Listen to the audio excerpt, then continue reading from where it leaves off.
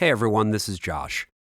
I hope you're doing your best to stay sane out there. One of the things that I have always found helpful is getting accurate information about what is actually happening, as well as understanding what the tools are that we can use to take action in our communities. So, this interview is the first in what will hopefully be an ongoing series. I hope you find it useful, and thanks for listening. So, if you've been following the news for the past few days, you've probably been hearing about the recent executive orders that the White House has put out, specifically regarding immigration, as well as a lot of information about raids and other things that are going on across the United States. And what I've been hoping to do is get a good head around what is actually going on, and as importantly, what we can do right now to actively protect both ourselves and our neighbors from the encroaching tide of fascism. So in order to do that, I wanted to bring on somebody who has some experience and knowledge within the field. So today I'm talking with Isaac Adams, who is an immigration attorney with 9 years of practice specifically in the field of immigration. Isaac, welcome to the show. Glad to be here. Before we sort of get talking about what is actually going on, could I just get a little bit of background about your experience in the field of immigration law and sort of what that landscape has looked like between the Trump administration, the Biden administration, and now, of course, the new Trump administration?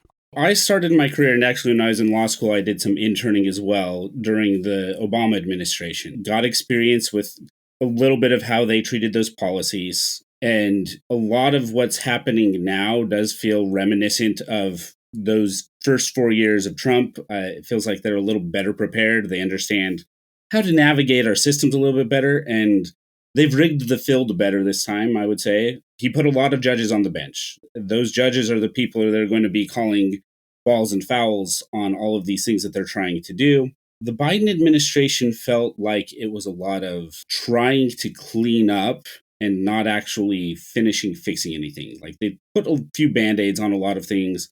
In some ways, they made things worse. But from a practitioner standpoint, one of the things that was great during Obama and during Biden is that if we had cases of clients who were placed in, formally they're called removal proceedings. Normally we would call them deportation proceedings, but that's not the technical term. When we had them in removal proceedings, we were able to reach out to the attorneys for ICE and say, hey, this person has been here for 20 years. They have no criminal history. You don't need to try and deport them. And they'd look at it and they'd say, yeah, this is a decent case for that. And we would get cases dismissed. That went away day one of Trump. First time and second time. Faster this time than it was last time because they knew what they were doing. Obviously, when we talk about immigration, there are two sides to it. There's immigration and emigration. There's entrance and exit. And a lot of what was really contentious during the Biden administration was, of course, immigration, specifically asylum, in the way that immigrants would get housed during the time that their applications for asylum were getting processed. That's not really going to be the focus of what we're talking about today, but I was just wondering if there was anything about that side of things that you thought was worth pointing up, either in terms of the Trump administration handling of it or the Biden administration. Yeah, so asylum is really going to be a key part of talking about any of this, because asylum law in the United States and refugee law is, unfortunately, in most cases, the only defense that I can have to present to a removal court to say, hey, this person shouldn't be removed. We're going to present the defense that they are fleeing from adverse circumstances in their native country. Sure. And we're not going to get into all the politics and why they're fleeing and how we created the situations to cause them to flee here. A large part of the executive orders that Trump has enacted these first few days, this first week and a half, are attempting to erode and setting the groundwork to erode our asylum law. Asylum is a process that can be initiated once you've arrived in the United States. And right now, it looks like what they're attacking primarily is going to be the ability of people to seek asylum if they have fallen within the auspices of ICE and immigration's enforcement side. Those people who seek it affirmatively, which means that they file it with a sister agency, with USCIS, they're laying groundwork to go against that kind of stuff as well. But right now, when it comes to what I see most directly, and with the people your standard prototypical undocumented immigrant to the United States. They're trying to erode those protections, erode the possibility of seeking after those. One of the key aspects that they've done on that is that they've expanded what's called expedited removal. Okay, tell me more about that. Expedited removal allows ICE agents in certain circumstances to initiate, review a case, and determine whether or not a person should be removed from the United States without judicial proceedings. It is a process that intentionally accelerates everything and removes some of the few civil rights protections that our immigrants have. Generally speaking, expedited removal has existed within 100 miles of a border of the United States. It has existed for people who are recent arrivals. Usually they define that during the Biden administration, it was within 48 hours. So if you arrived, you were caught by ICE officials or CBP officials within a certain threshold of the border, and that you couldn't prove that you'd been here more than 48 hours, they could just give you a removal order and deport you right away without going through a formal judicial process. They would love to be able to do that to everybody. Just universally, without regard to time spent in the country, location, or anything like that. Exactly, yeah. If you're going to do mass deportations, you need to take away the civil protections that allow the people to say, no, I have a reason that I should be allowed to stay here. So one of the really big deal executive orders that seems to have immediate effect, which a lot of these executive orders, they take time. They're laying groundwork. They're going to have to go through the Code of Federal Regulations. They're going to have to get codified in one way or another, go through rulemaking processes. Right, because I do just want to point up here, for those who are not aware of sort of how the United States government works, an executive order is something that the president can issue that basically instructs the bureaucracy of the United States government to perform a certain action in a certain way, but it's not technically a law. It is guidance around how to perform a function. And then it gets codified and it can become a law, distinct from the way that congressional laws get passed and easier to get rid of, but not always easy to get rid of. The executive order expanding expedited removal has removed those limitations and basically said, to the extent that the law allows us, we are going to enact expedited removal. Their interpretation of that, and there will be battles in courts of how effective and how much they can do this, but their interpretation of that currently is that that is anywhere within the United States, no matter how close it is to a border, and anybody who cannot prove that they've been here for at least 2 years. They have instructed their officers, their ERO branch, which is Enforcement and Removal Operations of ICE, they've instructed them to review their cases and to determine if anybody that they have currently in their system might be subject to an expedited removal order rather than going through a full, I would say, judicial process. It's a quasi-judicial process. The immigration courts, unfortunately, are not the kind of courts that are in Article 1 of the U.S. Constitution. They are part of our administrative law, and so they have fewer protections. The judges have fewer protections. One of the major things that has actually happened, you've heard about a lot of the Department of Justice firings that have happened so far. Right. Many of those have been with a sub-agency of the Department of Justice, the Executive Office of Immigration Review, which is our immigration court system. Okay. So they fired some key people there, some of the people that were more immigration friendly. Other people have been transferred, and I don't know that they were formally fired. I know that here in Virginia, we lost the assistant chief immigration judge for one of our immigration courts. I don't know the details of why he was moved out, but I know that he was a favorite amongst the other practitioners who were defending immigrants, and now he's gone. So I am not a lawyer, so I'm going to do my best to recap this in a way that I think makes sense. The courts themselves are not subject to the same restrictions that your sort of standard courts are. The kind of court that you might go to for, say, a traffic ticket. Yeah, so your traffic courts, your criminal courts, the courts where you have a right to an attorney, those are Article 1 courts. They have very formal procedures. There's a whole complete sideline of different kind of courts that are administrative body courts. So in terms of your day-to-day work then, and the work of other attorneys who are working in the immigration field, what has this looked like for you in terms of what your life has been like since this bullshit has come down the pike? So on my end, actually, I haven't seen direct effects yet very much. The main thing, we talked about it a little bit earlier, was the prosecutorial discretion. This was not me directly. I was in a hearing with a judge. We're allowed to attend many of our hearings via internet. And so I was in a hearing, and one of the attorneys had reached out to the office of the principal legal advisor's office. That's the attorneys for ICE on Friday during the Biden administration for their client who was married to a U.S. citizen, had an approved I-130 petition. That is the form that says this person is eligible to seek out and apply for a green card, essentially. So this was, you said, on Friday, January 17th. On Friday, January 17th, they had reached out. They'd gotten an agreement in principle, but it hadn't been able to get the paperwork filed with the courts, where they said, yes, we'll go to the hearing on Tuesday, because the government was closed for the inauguration and for Martin Luther King Jr. Day. We'll go to the courts on Tuesday and we'll agree to dismiss it. The attorney was called with his case, with his client. She's married to a U.S. citizen. She gets called up, and he said, I'm just here to inform the court that we've had negotiations. We've reached an agreement. We're going to have this case dismissed. And the attorney for ICE said, Your Honor, I'm sorry, we just got new instructions. I have to rescind our offer to dismiss this case. So Wow. That's something I see day one. Like, we're no longer going to be able to get cases dismissed. We're no longer going to be able to get cooperation from the attorneys on the ICE side. Right. As to the rest of it, a lot of what's happened so far is on the back or on the front end. I don't interact with most clients until they've interacted with ICE. So you're already in trouble. You're already on the government's radar. You're coming to me because you've been placed in removal proceedings, and I'm going to try to help you out.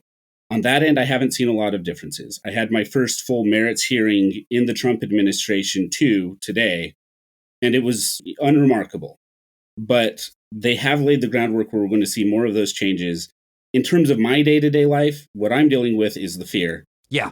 Every one of my clients that is pre-existing client, am I okay? Am I going to get deported without having my court hearing? I have this application. How can I show ICE if they arrest me that I'm in some kind of process?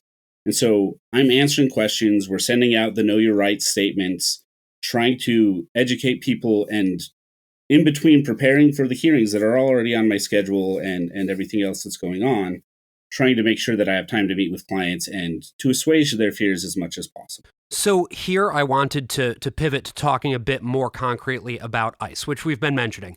Immigration and Customs Enforcement. I think that a lot of people have a vague sense of what it is that ICE is and what it does. But can you be as concrete and specific as possible about who they are, where they get their power from, and what their remit is, both traditionally and as it is now under the Trump government?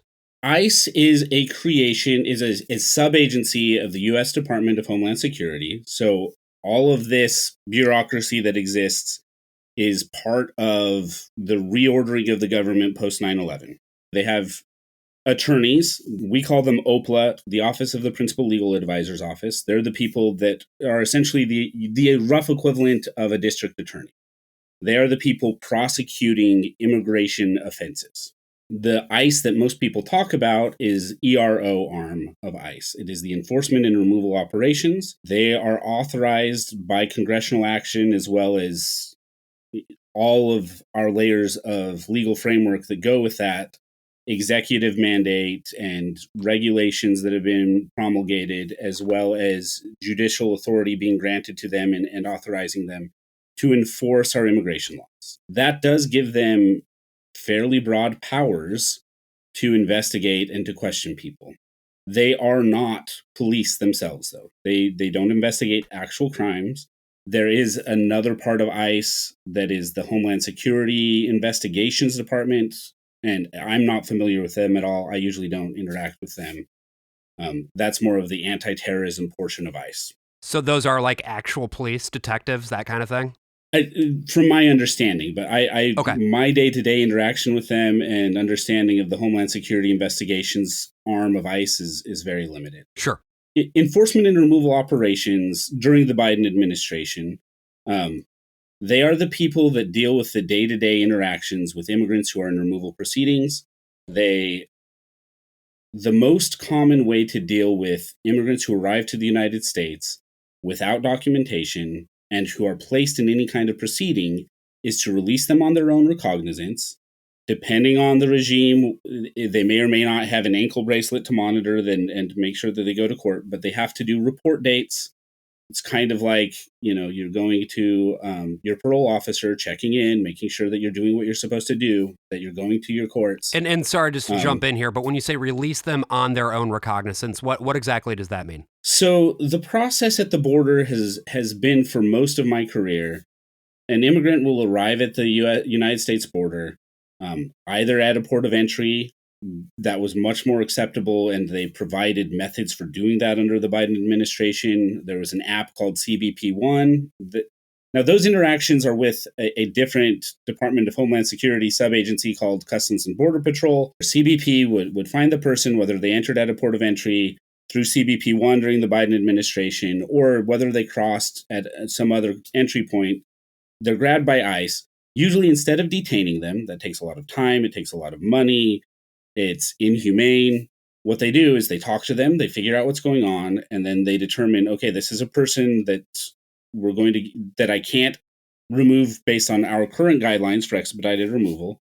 I'm going to give them a notice to appear in immigration court, and then I'm going to release them, make sure that we have an address, make sure that they know that they need to go to court, and then they're allowed to go. They have certain requirements. You need to check in, you need to report with us, and you need to go to the immigration court and let the judge know why you shouldn't be deported back to your native country. Where are these people usually housed during that interim period? Are these the people who would sometimes be in those like detainment facilities that would get set up? Yes. So this is, this is the babies in prisons kind of thing that happened the first time during Trump. Right. Okay. They had so many people, we didn't have the detention facilities for it. This is one of the failures of the Biden administration that's going to make Trump 2 much more effective. Biden promised us the first time when he was running for president, I'm going to eliminate the private prison industry. I'm going to close all private immigration detention centers. That didn't happen. He didn't take very many steps even to try to make that happen. Right. If we had closed those, we wouldn't have the detention capacity to even be attempting to do the kinds of things that they want to do. Do you have a sense of what the current capacity is?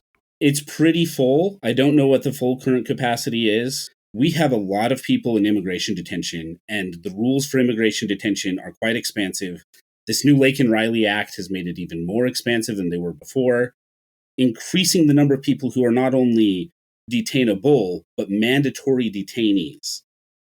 Hopefully we can challenge a lot of this act in the courts.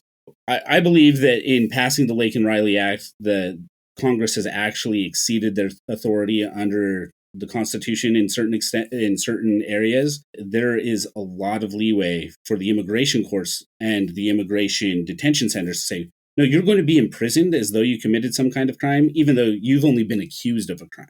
Well, and I think that's a really important point, that the industrialization of this whole situation, it's basically created an entire separate industry. Like, part of what is going on here is that there is profit to be made, and that is to the benefit of the people who are operating these, what are effectively prisons. This is, for the most part, not actually owned or operated by the United States government. This is all contract work. And even when they are government facilities, they're local jails that are subcontracting part of their space out, and they're being managed by private companies. It's a huge for-profit industry. So I wanted to take it back to the Laken Riley Act for a second, because when I was watching Trump issue the proclamation that I guess we're reopening Guantanamo Bay to house 30,000 migrants, which I want to talk about a little bit later, there was a Fox News blurb on the bottom on their little crawler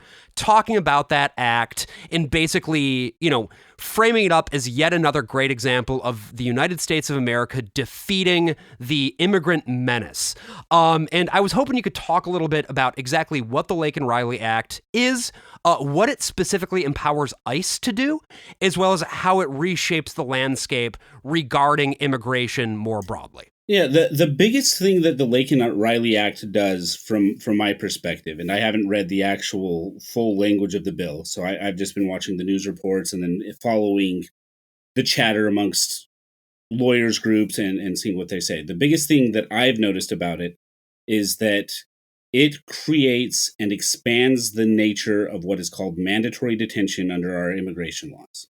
Mandatory detention says that in certain circumstances, not only should we consider imprisoning this person and holding them indefinitely for these kinds of serious crimes, but that it is something that we actually have to do. We're obligated to keep them in prison while we determine whether or not they're allowed to stay in the United States. The Laken Riley Act substantially increased the number of things that are considered mandatorily detained and expands the ability of ICE to detain people in general. Whether or not we actually have the capacity or will have the capacity to detain that many people is yet to be seen. But because of the fear-mongering that happens, the levels of crime from immigrants is actually lower than the rate of crime amongst U.S. citizens. But they have made people afraid, oh, if only this person had actually been detained because he was a shoplifter.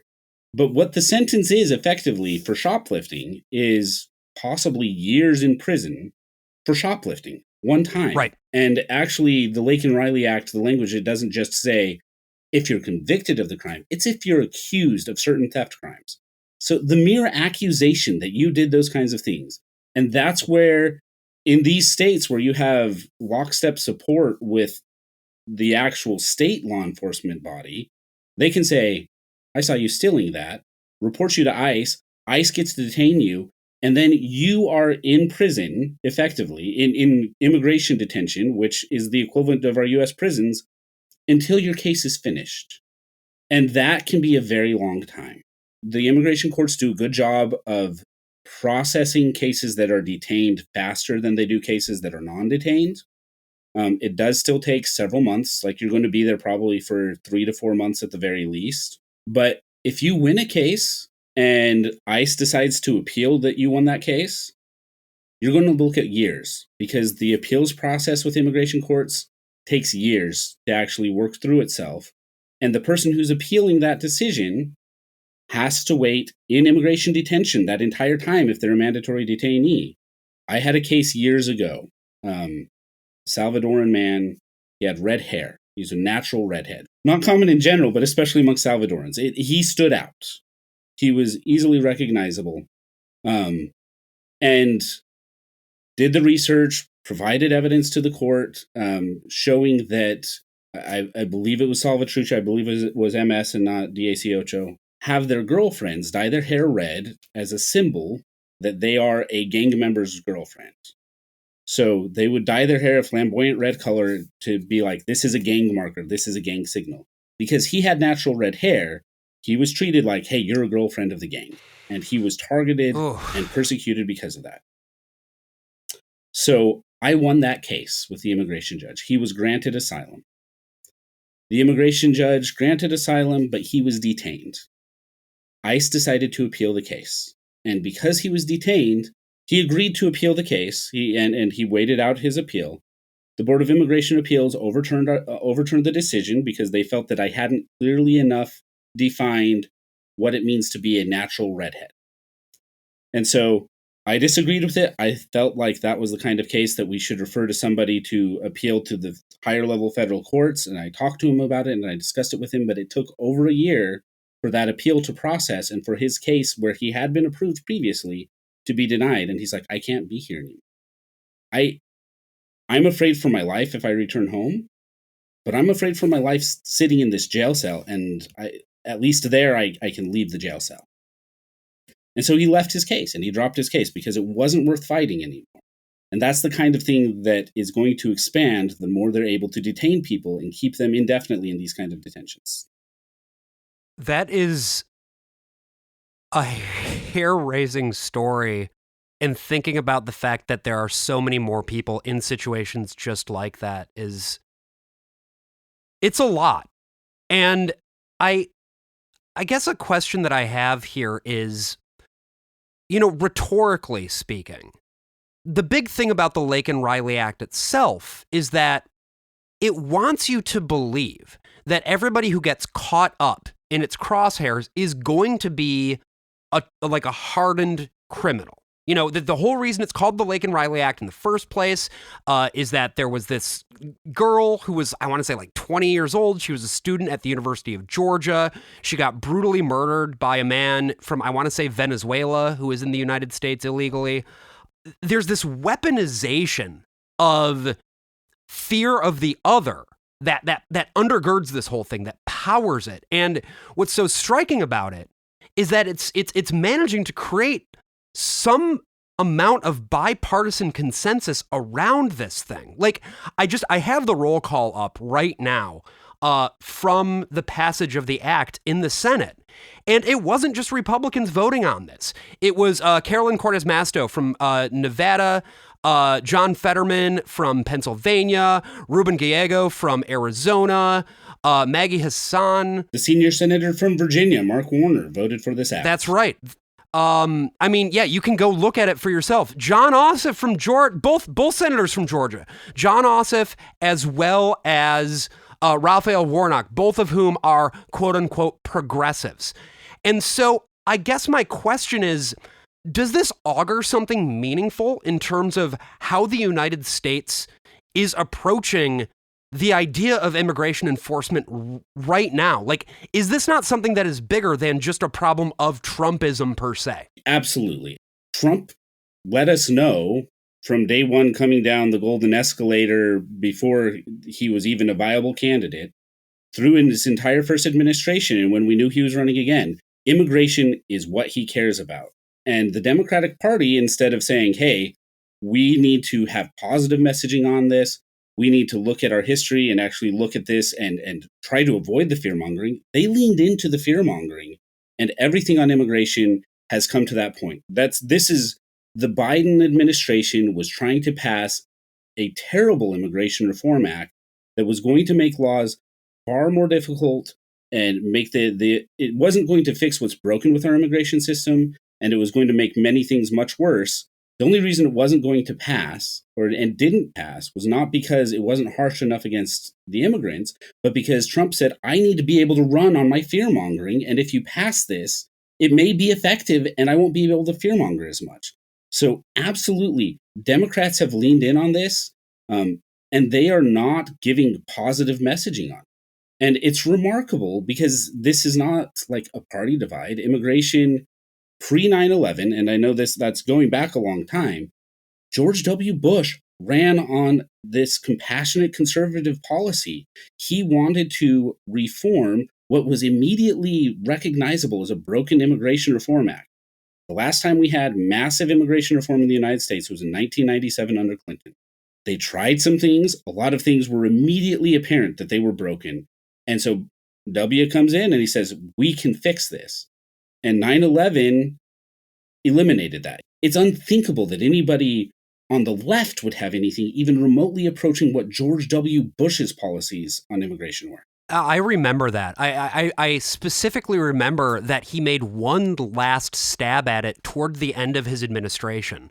That was the last gasp at any sort of meaningful immigration reform. And yeah, there was like that whole compassionate conservative thing, which is a crock of shit, as I see it. But it's so remarkable that the window of acceptability has shifted so far that if you were to go out there and propose what Bush had in that bill that he was proposing back in 2007 or whenever that was, it would be considered to the left of anything that the Democrats would be willing to ever tolerate. Absolutely. The Biden Immigration Act that thankfully failed. We'll see what happens with Trump's attempts to do any kind of immigration reform.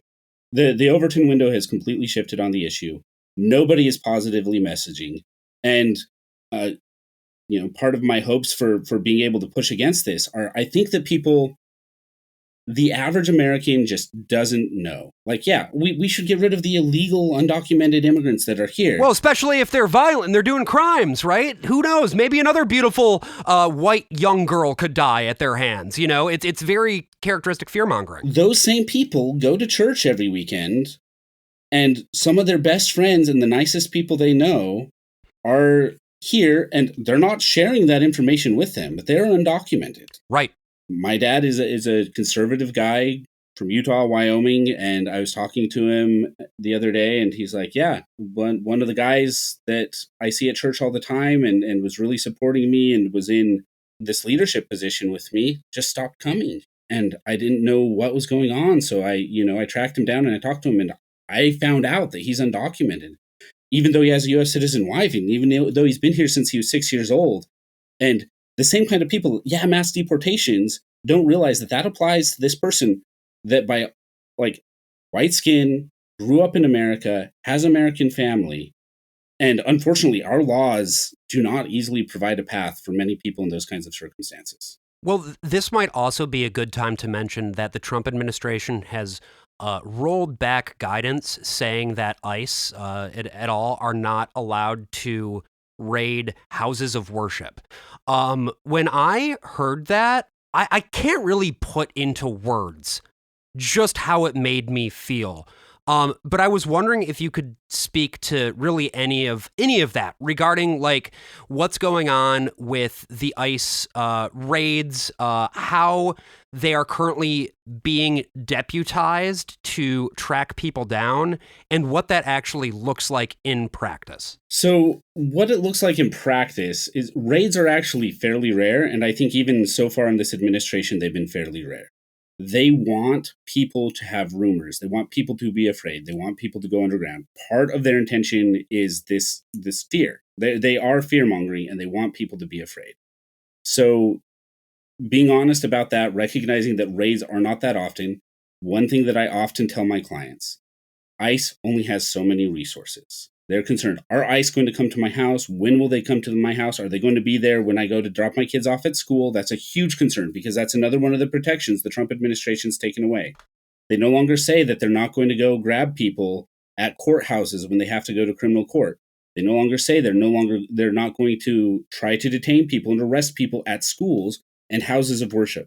And I really think the houses of worship is very short-sighted on their behalf. Like, you start going into churches, which is your bread and butter of your supporters, and arresting the person that is their co-parishioner, they're going to lose support pretty fast. Well, I would say two things. Thing number one is that I think for a lot of, especially evangelical Christians, Mormons, there is the perception of like, well, that's not going to happen in my church. That's going to happen in their church, because that is such a common pillar of the reasoning of the reactionary fundamentalist right.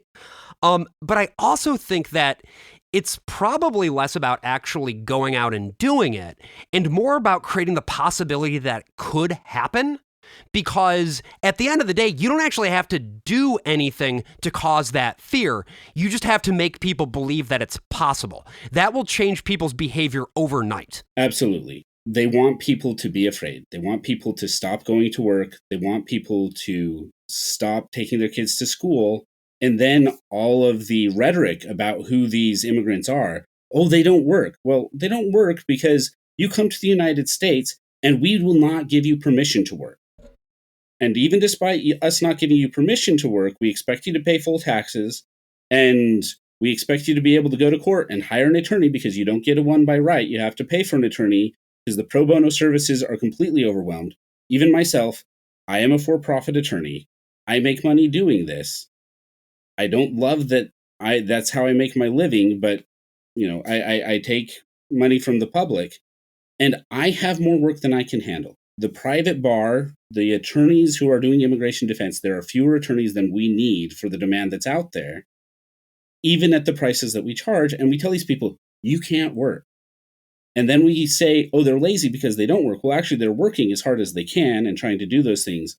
And it can try to just reinforce those kinds of stereotypes. They're violent, they're criminals, they're not working, when actually, in these times when we are afraid of what our housing prices look like, when we are worried about the price of groceries going on our table, people voted for Trump because Biden wasn't doing enough to stabilize those things.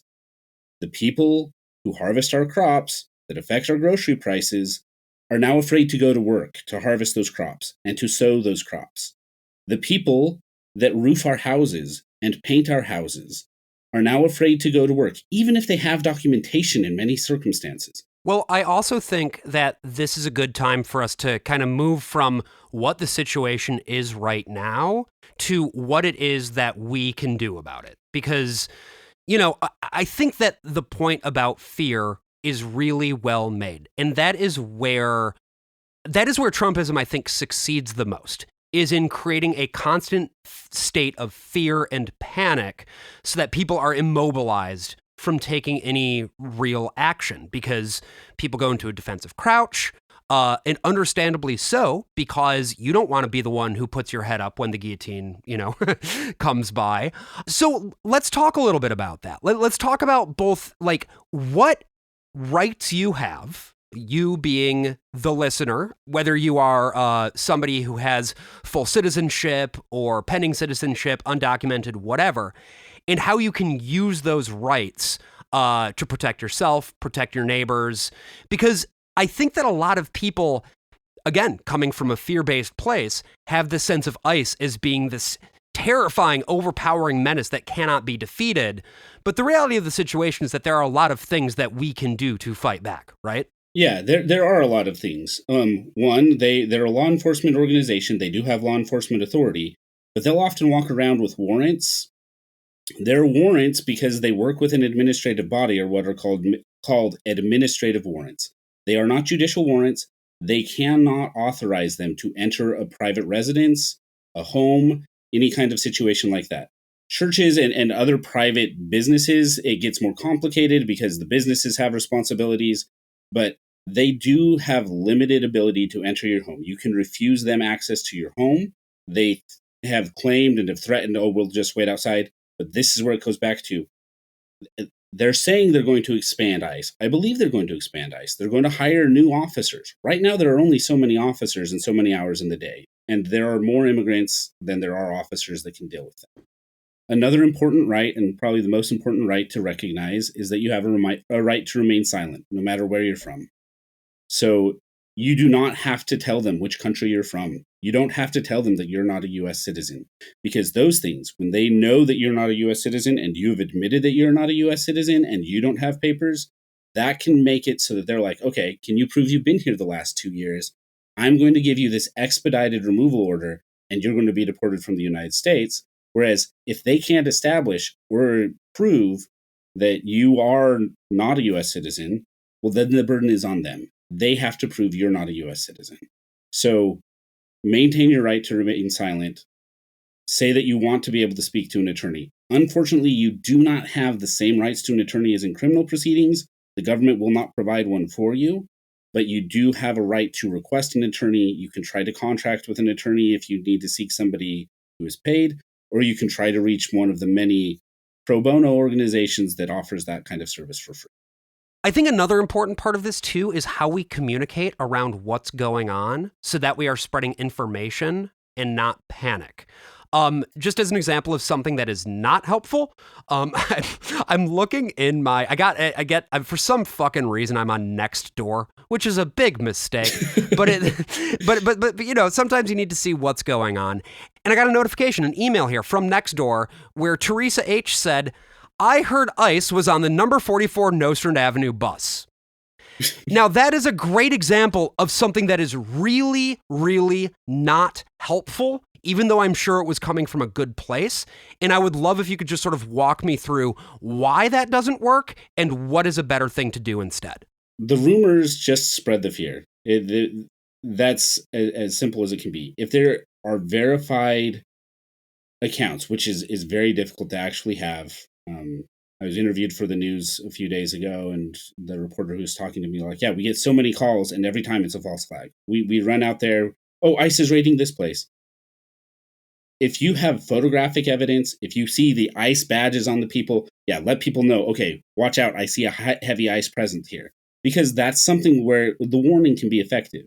But when there's so much noise, and it's just a rumor, just hold off on it, don't spread it. That just causes more fear, and it creates the kind of environment they want and creates more confusion. If you are an immigrant who has questions about your documentation or concerns about your circumstances, try to find a free legal clinic or reach out to, if you can afford it, to an immigration attorney and consult with them. Talk to them about what's going on with your case. explain what's happening, and see if there's anything that you can do. Unfortunately, one of the other things that I tell my clients, first thing I tell them in many cases, we have very harsh immigration laws. For most people, there is no right way to get any kind of status in the United States. For many people, there's no way whatsoever to get any kind of status in the United States, especially if you're already here. But speaking with an attorney, discussing what your options may be, understanding what's going on. One service that many people are providing is trying to help these people establish guardianship in certain circumstances.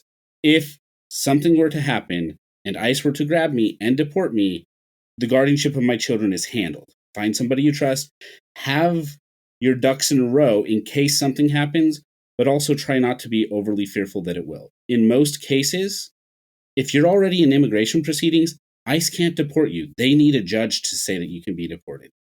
They're trying to get around those things. They're trying to find their way through cracks in the process. But so far, I haven't seen that they're actually effective at that.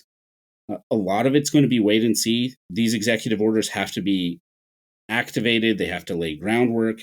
And so it's going to be, okay, we're observing this on the ground and we're seeing what's happening. So it's something you just kind of need to follow regularly. Go to a trusted source for a Know Your Rights document and have that with you and know it. They have them in multiple languages. The American Immigration Lawyers Association posts one on their website. ACLU has one. There are a lot of immigration advocacy sites where you can get those kinds of things. I'll post links to some of those down in the episode notes, by the way, just so that people can access them. Another point that I also wanted to make, for our listeners who do have full citizenship that is not in question, one of the things that I think is really important is to be keeping an eye out, like to the point of not spreading fear and disinformation. One of the things that you can do to make sure that good information gets spread is that, let's say that there does appear to be some sort of an agent or something like that around. If you can ask them for their badge and they show it to you, take a picture of that shit. You know, like there are things that you can do as well, but you need to make sure that it is grounded in specifics. Like specifically, what is the date? What is the time? What are your precise cross streets? What is the context?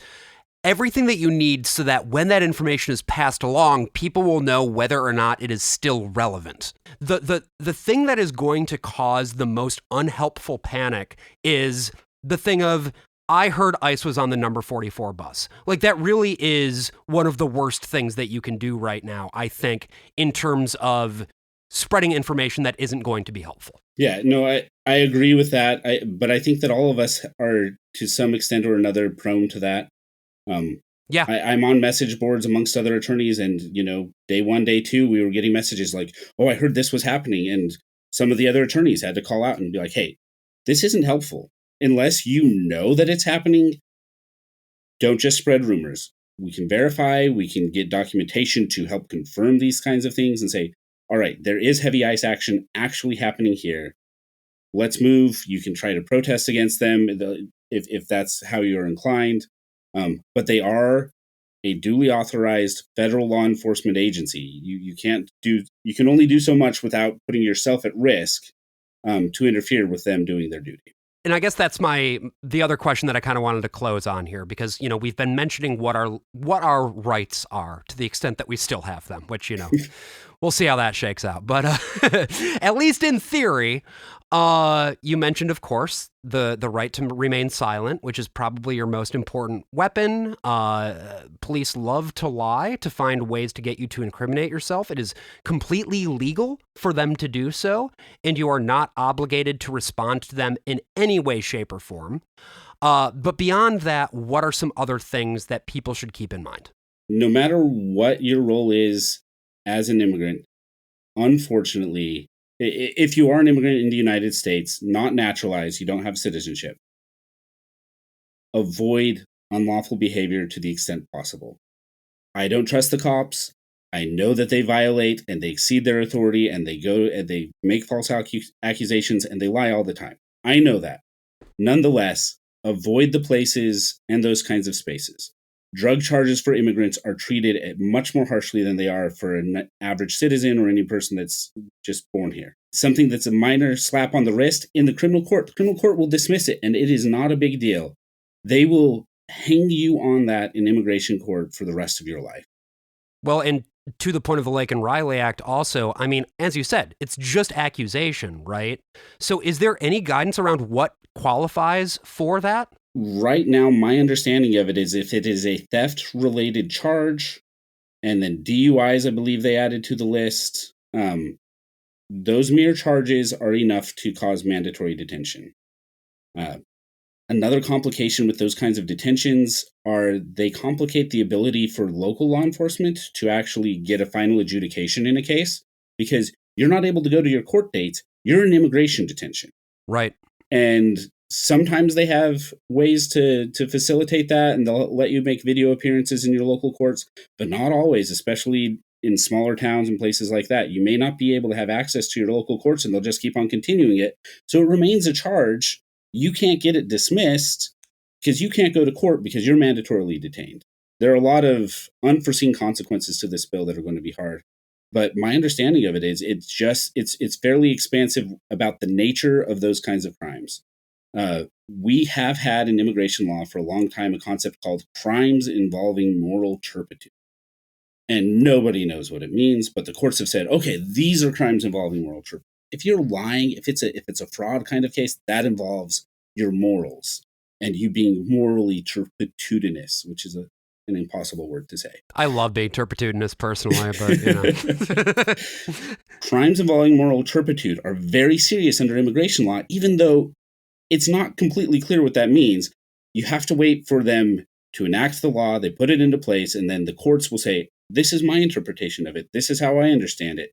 The way that our common law system works in the United States, and sorry for going all lawyer speak again, it is so based on we pass a law, and then many of our laws authorize the executive branch to create agencies to actually try and enforce the law. And so they interpret it, okay, this is how the law actually applies. And then those laws start to be put in place, and then it goes to the courts, and then the courts are like, well, this is actually what we mean by that law. And it just takes time for it to slowly develop, and we'll see exactly how it applies. But it's pretty general for very minor offenses from what I can see with this new act. Also, if folks want to give monetarily to an organization that's doing good work in the field, is there anybody who you recommend? Just something that day one, a local resource that many people depend on here to help educate immigrants who can't afford legal representation and help them to understand what's going on through their processes is the Acacia Center for Justice. It was something that was red flagged the day after the inauguration for me, that they received stop work orders telling them that they weren't allowed to continue with many of the programs that they do to offer immigrants help and to get them the resources that they need. A great organization that reaches out to our immigrant communities and helps to provide for them, especially on the legal end, and to give them guidance when they really need it in their lives. So I would feel free to donate to them or any of the many other great immigration advocacy organizations in the United States. Awesome. We'll put a link down in the episode notes so that you can donate as well, listener. And we, of course, at the Worst of All Possible Worlds, will be kicking in some money too, just because we really want to put our money where our mouth is. Isaac, is there anything that you wanted to say or point to or anything before we are done here? There are ways we can fight these things. There are a lot of actions that are going on trying to push against them. I think that for me personally, to the extent that you believe that the democratic system we have can work, reach out, especially to our ostensibly liberal party in the United States, and let them know that this isn't okay. Yeah, I mean... And try to get them to push back. Even if you don't buy the idea that we have an actual functional liberal democracy anymore, and to be perfectly honest, I don't. I do not. One thing that those motherfuckers hate is getting yelled at. They hate it. Yeah, and if we can do anything to shift the window back, we actually should have a much more robust immigration system where we're accepting and welcoming and wanting people to be here. There are a lot of good things that immigrants bring to our community. And if we can try to push that back so that we change the message from, oh, they're these scary people. No, this is the guy that sits across from you at the pew at church. This is your best friend. I have clients come in all the time. They'll have an employer come in and say, hey, I want to be able to help my friend. This is one of the good ones. I'm sure you see all sorts of terrible people here, but this is one of the good ones, believe me. And I'm like, no, your person that you bring in that you think is the exception to the rule is the rule. And we need to try and just show people that. Let people know, no, these are our friends. These are our neighbors. These are the people many times in your family. And the more we embrace our immigrant community, I think that's the best way to fight back. I think that's as good of a place as any to leave it. Isaac, thank you so much for your time, your expertise. Really appreciate it. Thank you, listener, for your time and participation listening to this episode. We hope you've gotten something useful out of it. And we will see you back on Wednesday for the next regular episode. Until then, keep your head on a swivel. I'm the worst of all possible Joshes. Bye-bye.